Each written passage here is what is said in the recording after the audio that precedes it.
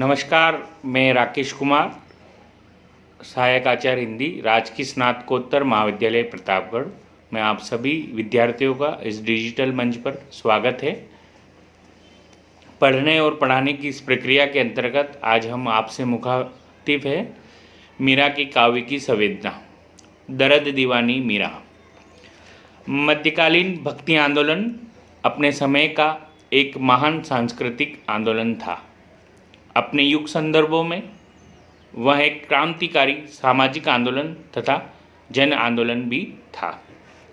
मीरा इस भक्ति आंदोलन की अनूठी देन है।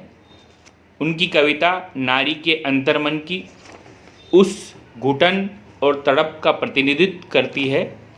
हमारी परंपरा और वेद तथा धर्मशास्त्र विहित हमारे विधि विधान के चलते जो सदियों से नारी के अंतर्मन में उमड़ती गुमड़ती रही है और जिसे ढोना नारी की नियति बन गया है या मान लिया गया है, मीरा के यहाँ भी सूर की गोपियों की भांति यह तड़प और यह घुटन समाज तथा लोक के उन आदर्शों, रीति रिवाज, मान्यताओं और मर्यादाओं की पोल खोलते हुए भक्ति के आवरण में ही मूर्त हुई है, जिनके तहत नारी सदियों से गीली लकड़ी की तरह धुंधुआते हुए जल रही है।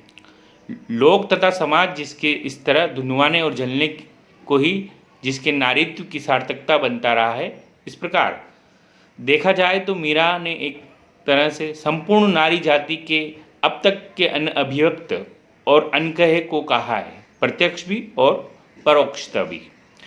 भक्त होने के नाते और भक्ति के आवरण में अभिव्यक्त होने के नाते मीरा के पद स्वभावतः भक्ति के रस में सरोवर है। संत मीराबाई आत्मनिवेदन को, उनके मन की कचोट को, उनके मन मस्तिष्क में पल और पक रही समाज तथा सत्ता के महाप्रभुओं के प्रति उनकी गहरी वितृष्णा को तथा राजवधु होने के बावजूद नारी होने के नाते अपनी तथा नारी मात्र की हीन तथा असहाय स्थिति को पढ़ना मुश्किल नहीं है।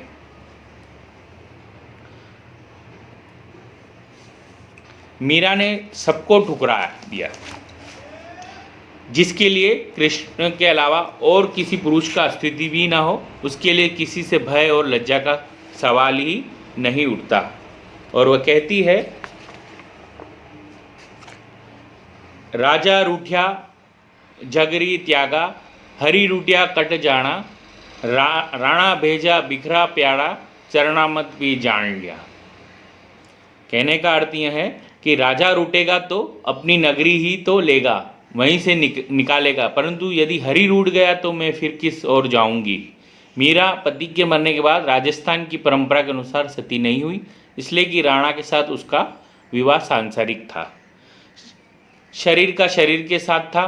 परंतु मीरा ने अपने अंतर्मन से जिसे पति मानती थी, जिसके साथ वे आत्मा के स्तर पर सदा के लिए बंधी गई थी, वह तो अविनाशी और अक्षय था। वहाँ कैसा वैधव्य और कैसा बिछो। लिखती है, मारा सांवरो ब्रजवासी, जग सुहाग मिथ्यारी सजनी, होवा हाँ मिट जासी, बरन करया अविनाशी, मारो काड़ ब्याड़ ना खासी। यह सब होते हुए भी कहीं मीरा ने अपने नारी होने और नारी होने के नाते अबला होने का एहसास था। उनके अनेक पद उसकी इस असहायता का बोध भी कराते हैं।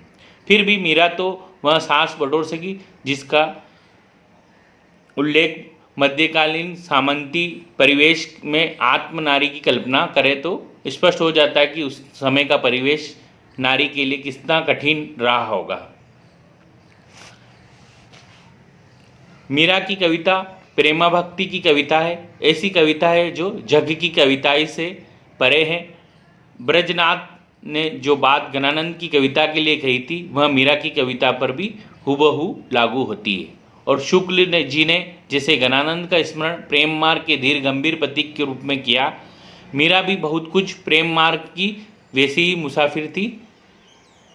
गणानंद की कविता के बारे में जैसे लिखते हैं कि जग की कविताई के धोखे रहे, हाँ प्रवीणन की मति जात झांकी, समझे कविता गणानंद की हे आखिन नेह की पीर तकी। मीरा की कविता भी प्रेम की पीर की कविता है, दर्द की कविता है, उसमें वही उत्कटता और गति है, वही दीवानगी और जोश है जैसा घनानंद की कविता में, और उसके अंतर्मन में अपने प्रिय के प्रति है। बरबस मीरा के संदर्भ में घनानंद याद आ जाते हैं अपने अंतर की सारी उथल पुथल और उसकी सारी ऊर्जा के साथ।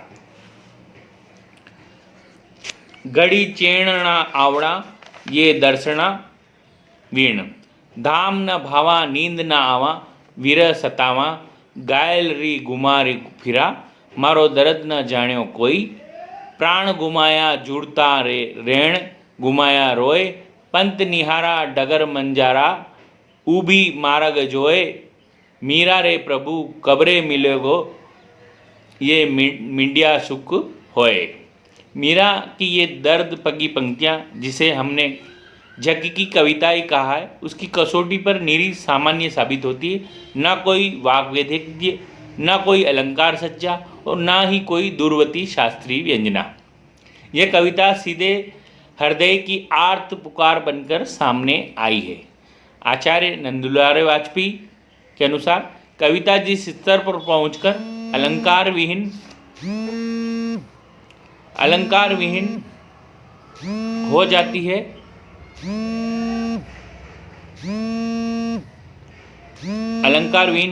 है, वेगवती नदी की भांति हाहाकार करती हुई हृदय को स्तंभित कर देती है। उस समय उसके प्रवाह में अलंकार, ध्वनि, वक्रोक्ति आदि न जाने कहाँ बह जाते हैं और सारा संप्रदाय जाने किस मटियामेट हो जाता है। संसार के बड़े कवियों की महान रचना इसी प्रकार की है। मीरा की कविता भी ऐसी ही कविता है, अपनी अनुभूति में अत्यंत गहरी और प्रामाणिक, पारदर्शी इसलिए बड़ी है। प्रेम निवेदन और उससे उपजा दर्द, यही मीरा की कविता का प्रधान विषय है। हम कह चुके हैं, यह प्रेम सामान्य ही कुछ अर्थों में असामान्य और असामान्य के प्रति है। मीरा ने अपने प्रेम को जिस रूप में अपनी अनुभूति का विषय बनाकर प्रस्तुत किया, उसे जिस प्रियतम भाव से रंगा, उसके चलते वह बहुतों के लिए एक पहेली जरूर बन गई है।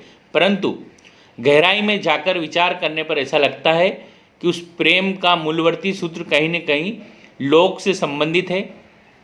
अभिव्यक्ति में वह इतना उदात्त, इतना अशरीरी, इतना निष्कलुष और इतना निश्चल है कि एकदम सांसारिक और लौकिक संदर्भों में वह किसी को भी अपनी व्याख्या से बरस देता है। इस प्रेम में दर्द की जो तीव्रता है, उससे उसकी प्रगाढ़ता का अनुमान किया जा सकता है। इस प्रेम से जुड़ी एक पहेली और भी है कि आखिर मीरा के पदों में बार बार जिस जोगी का जिक्र होता है, वह जोगी कौन है या कौन हो सकता है। मीरा द्वारा स्मृत चित्र और संबोधित उनकी भक्ति भावना और लिखती है, शाम बिना झीणों मुरझावे जैसे जल बिन बेली, मीरा को प्रभु दर्शन दीजो जन्म जन्म की चेली। मीरा के काव्य में राज्य सत्ता, पुरुष सत्ता, लोकवाणी और कुलीनता के विरुद्ध विद्रोह का स्वर जैसा प्रखर है, वैसा उस काल के किसी अन्य कवि के यहाँ नहीं है। मीरा ने अपने स्वत्व की रक्षा के लिए कठिन संघर्ष किया।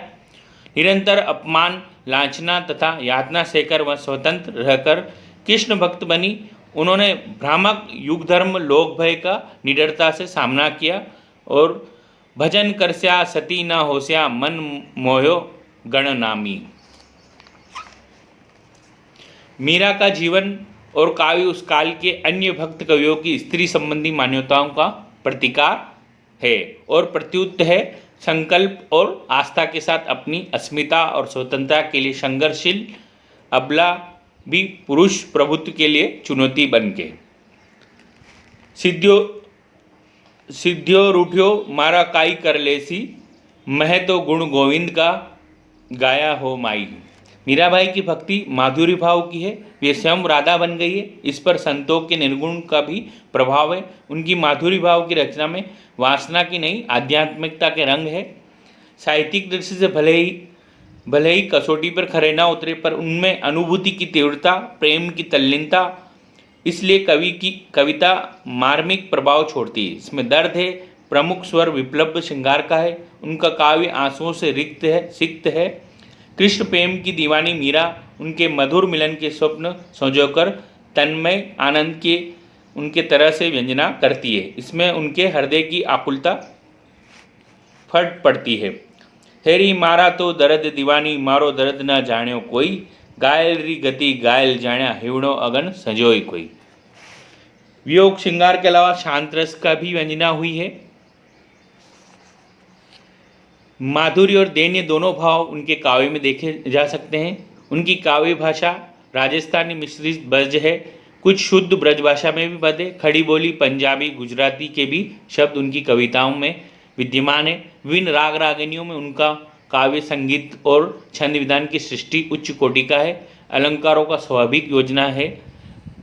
बरसो मेरो नैनन नंदलाल, मोहिनी मूर्त सांवरी सूरती नैनो बने विशाल, मोर मुकुट मुस्कुराता कुंडल अरुण तिलक दिए भाल, अधर सुदास मुरली सजाती बैजंती माल, चंद्र गटिका कटी शोभित नुपुर शब्द रसाल, मीरा प्रभु संतन सुखदई भक्त वत्सल गोपाल। अतः हम कह सकते हैं कि मीरा उस समय की एक जीवंत आर्द्र प्रमाण था। मीरा ने अपने प्रेम को जिस रूप में अनुभूति का विषय बनाकर प्रस्तुत किया, उसे जिस प्रियतम भाव से रंगा, उसके लिए चलते हुए बहुतों के लिए पहली बन गया हो, परंतु गहराई में जाकर करने पर ऐसा लगता है कि उस प्रेम का मूलावर्ती सूत्र कहीं न कहीं अपने जीवन अपने परिवेश के साथ अनुभूत है। मीरा की कविता ऐसी ही प्रामाणिक अनुभूति है और अनुभूति में अत्यंत गहरी, प्रामाणिक, पारदर्शी और बड़ी है। नमस्कार।